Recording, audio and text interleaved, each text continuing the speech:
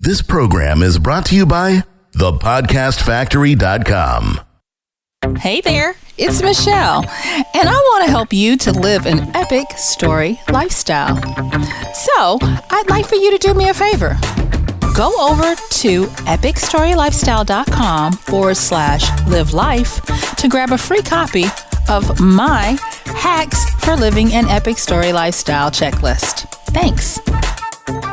You are listening to another edition of Epic Story Lifestyle. Here with me is the chief storyteller herself, Michelle Spiva. How are you? I'm fine. How are you, JR? I'm doing good. I feel like I haven't talked to you in 100 years. You know what? Sometimes it is like that. I feel the same. Well, I feel like a slacker because I've been off all this time. And how many novels have you put out? 3, 4 since the last time we spoke? No, it's only been one, and I'm getting ready to put out another one. So 1 and almost 2. Almost 2. Yeah, right, exactly. So, yes, we're all slackers compared to Michelle. So what do you have in store for us today, Michelle? Well, I'm kind of excited about it because today I'm going to be talking about it's not going to make sense, but it will once I get into it. But I'm calling this "I'm a Foxhog" and why you should be too. So, JR, let me ask you: Are you are you a foxhog? Am I a foxhog? I'm learning to be a foxhog as I get older. Well, I guess this show can almost be a homage to you. And I want to preface this by saying that it is because of JR that this show is in existence today. He was talking to me about a book that he really enjoyed, so much so that he took action and sent me the book. And I enjoyed the book so much, I've read it twice. And the book is called Curious by Ian Leslie. And it is a powerful book. I mean, it really resonated with me. I have been telling all of my friends and associates that I come in contact with, and even some of my students about it. And we were laughing before we set this up that I had one of my friends that said, "You know what? You sold this book hard, and I was excited. And now I'm reading it." He was like, "Can I just pay you to tell me the book?" He said it's not as fun reading it as me talking about it. So I guess that I'll say, yes, you guys, I recommend this book, Curious by Ian Leslie. Nice. And you'll know it because it has an owl on the front with his head cocked to that impossible angle that all owls are able to do. And it's a powerful book. The concept of a foxhog is really intriguing, and I love the way Ian Leslie sets this up. You can tell this man is imbued with a love for knowledge, understanding, for intelligence, and his ability to break down his arguments, I think, is another reason why I just really enjoyed it, because he's very eloquent in how he makes his propositions to you. Now, I have set this up real quick. In this book, he talks about, and I think he's done one of the better jobs of explaining the almost ageless fight between experiential knowledge and parochial knowledge, or traditional knowledge, or AKA, I don't like to use the term, but I'm going to here, info stuffing. Okay? So, real quick, because time's a ticking. Traditional classical education is about information stuffing. It's about learning history, geography, your timetables, ABCs, 1, 2, 3s, and all this different stuff. Okay, does that make sense? Yeah. Okay, so that's traditional or classical education approach, info stuffing. Experiential education has other terms like, I think her name was Marie, but I know her last name was Montessori. So I know you've probably heard of Montessori schools or experiential learning schools. Those are about using the natural curiosity of children to investigate and experience their surroundings to learn. So much so that these proponents of this really believe that teachers should not be there to instruct, that hinders the educational process and crushes their creativity. So I know that, you as a parent, you've probably heard all the reasons for not stifling or crushing crushing a child's ability or desire to explore, right? That's a big deal. Don't crush your child's dreams. You've heard that, right? Yeah. Well, that really kind of comes out of this experiential training approach. Well, with that being said, I will go on and be a spoil sport here and give you a spoiler alert.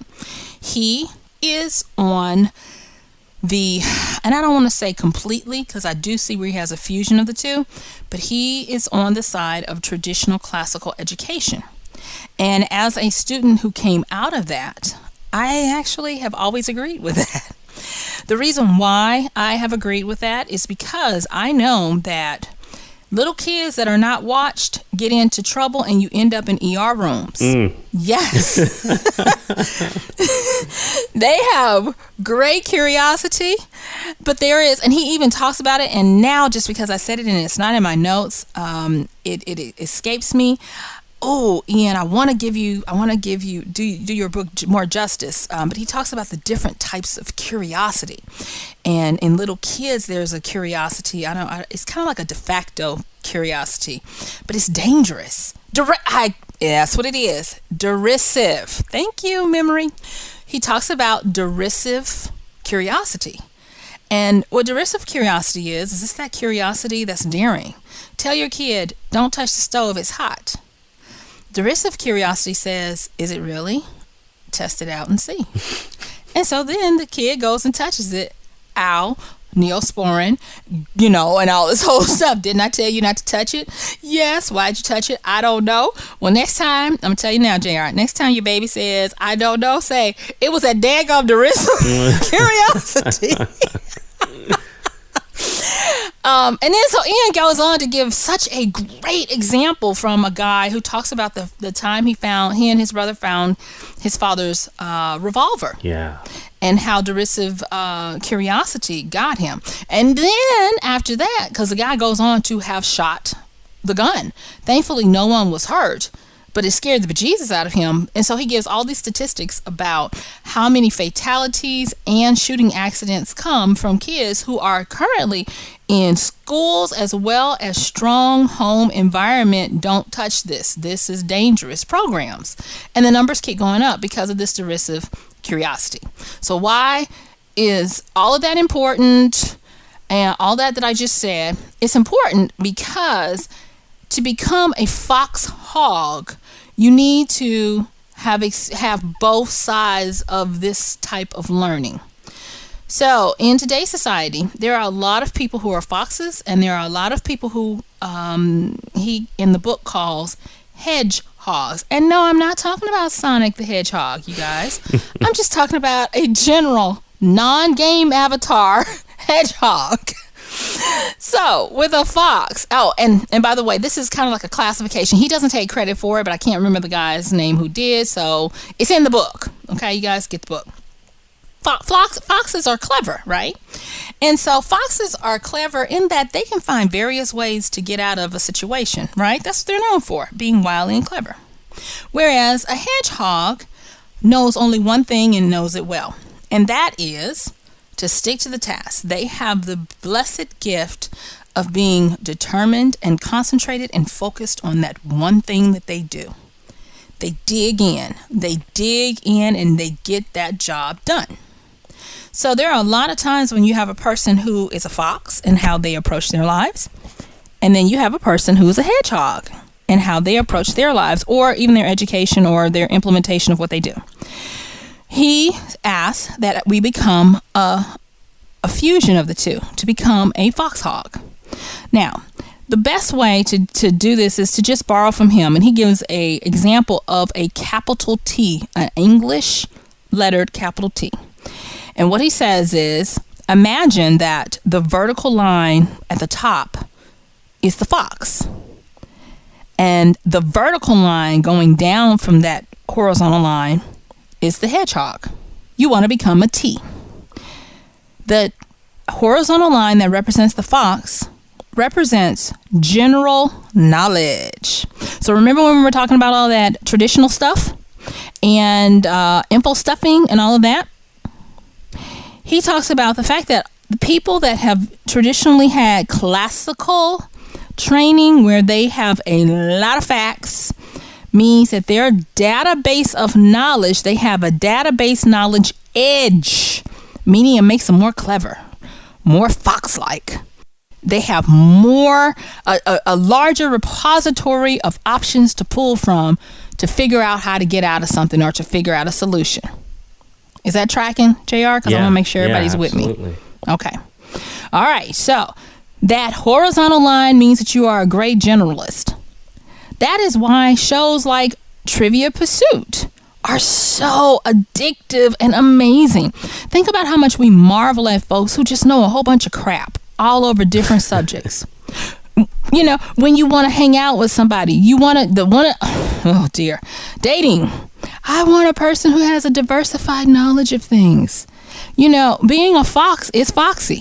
It makes you more attractive, right? Because, I mean, think about a hedgehog. They ain't that cute. But they only know that one thing. Boring, right? But a fox knows a lot. So you want to have a good understanding of generalities. And now this is where, especially if you're a parent with kids that are still learning, and I think if you're a parent, your kids are always going to be learning, even if they're 50.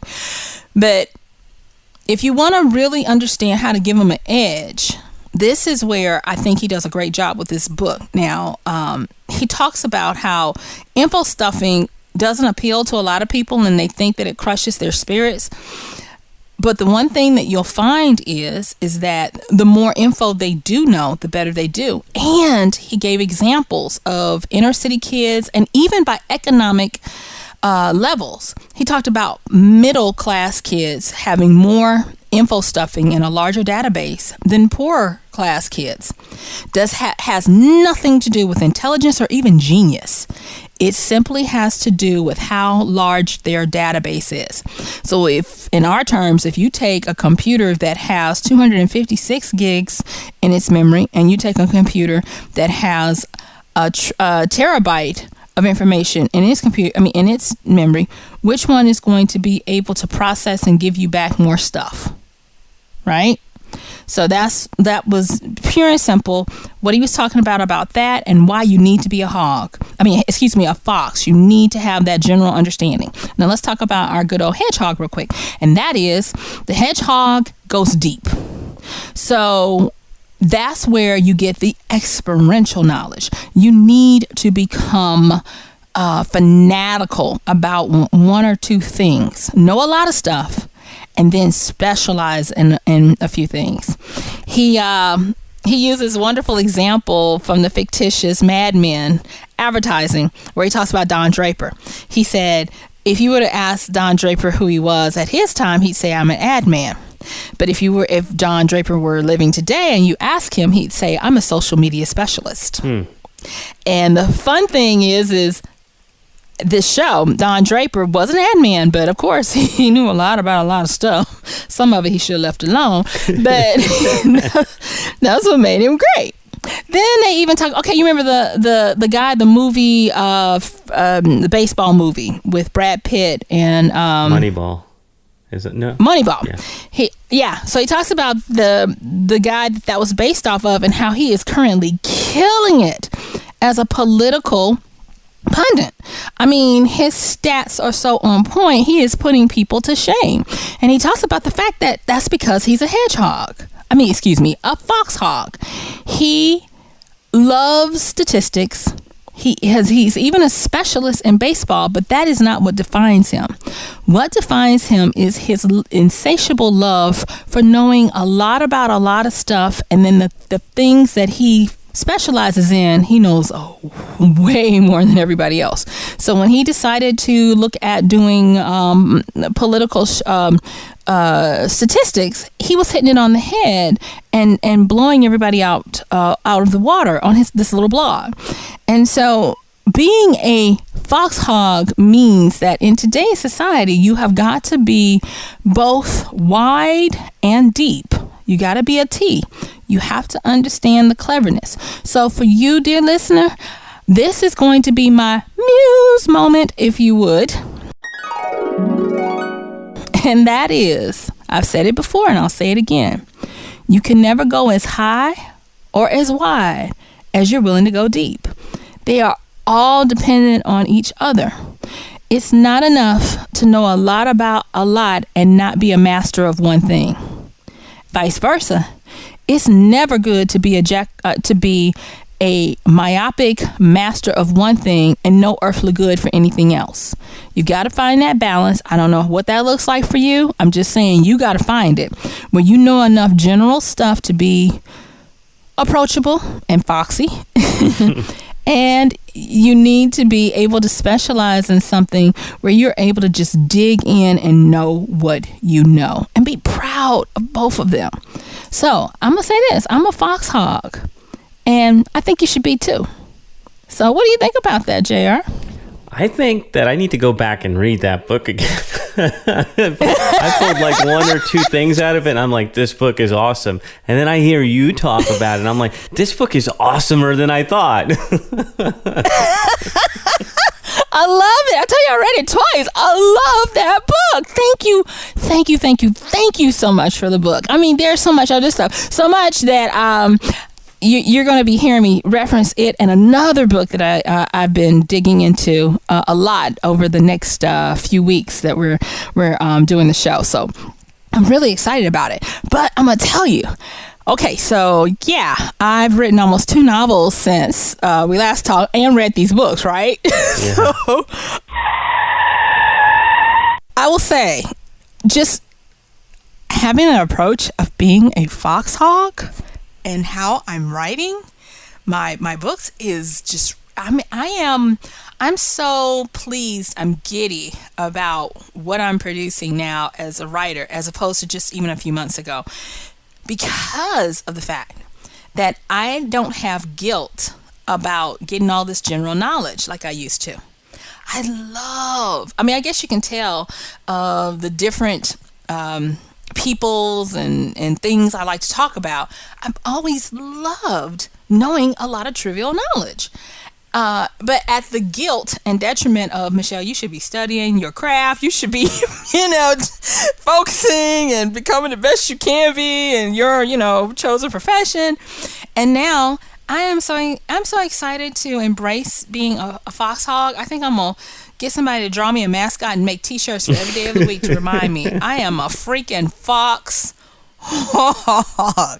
because it is really helping me. And I think now I can finally understand why anybody is ever willing to have any kind of social fun with me. And I think it is because of my database knowledge. People, listen to me. Database knowledge makes you sexy. I really think that's why they call that type of learner a fox. And don't we say people are foxy? Yeah. I think that the more you increase your database of knowledge, the sexier, foxier you get. And I really believe, because from my own experience now, how much more enriching it is to what you specialize in. It's one thing, and I'll say this too. I was trying to figure out what made some people boring who were very learned in what they do, and what makes some people exciting who are specialists in the same thing. I really believe it is because, and I'm not going to say categorical, I don't like to blanket everybody and everything, but at this particular time and point in time, JR, I really believe it's because the hedgehog who doesn't have any bits of fox in him or her is a fact spewer. And ain't nobody got time for facts. Nice. But the one who has elements of the fox is a knowledge spewer who proves they understand, because they're able to articulate and present that information in ways that is appealing to a broader base of people. And so I attribute now any kind of ability I have to weaving a great story, to living an epic lifestyle, to the fact that I continue to daily increase my database knowledge edge. And I want to challenge you, dear reader, to do the same. When's the last time you increased your database of knowledge, experience even? So that's all I got. What you think? Wow. And, just that little bit, how having that wider knowledge and broader knowledge makes you more interesting. I never really thought about it that way. And that just kind of made me feel good too, because I spent this year reading crazy stuff, and now it's not copywriting, it's not business. I'm reading about all kinds of things, and I'm finding my work more enriching too. And it's weird how we're kind of going through that at the same time. It's so interesting. I'm excited about that. So what do you have coming up for us next time? Oh, I want to talk about, so we've done over a year of shows, and so hopefully the dear listeners out there are starting to live a little epically in their storied lifestyles. And with that, when you dare greatly, you're going to have some repercussions. So I'm going to be talking about, so you've been criticized. Comes with the territory. Handling criticism for having an epic story lifestyle. That's what I'm going to be talking about. Awesome. Looking forward to it. That is a wrap for another Epic Story Lifestyle. We'll be back in your earbuds next time. Hey, Michelle here again. If you like today's show, remember to go to iTunes and in the search bar, type Epic Story Lifestyle. And when you see me, hit that subscribe button. If you really like today's show, hey, come on, do me a solid by giving a rating and a review. If you've got questions, comments, or even show topics you'd like to hear me cover in the future, tell me about them when you leave that wonderful review. All right, my time is up, and I thank you for yours. See you next time. Now go out, make some great decisions that give you that epic story lifestyle.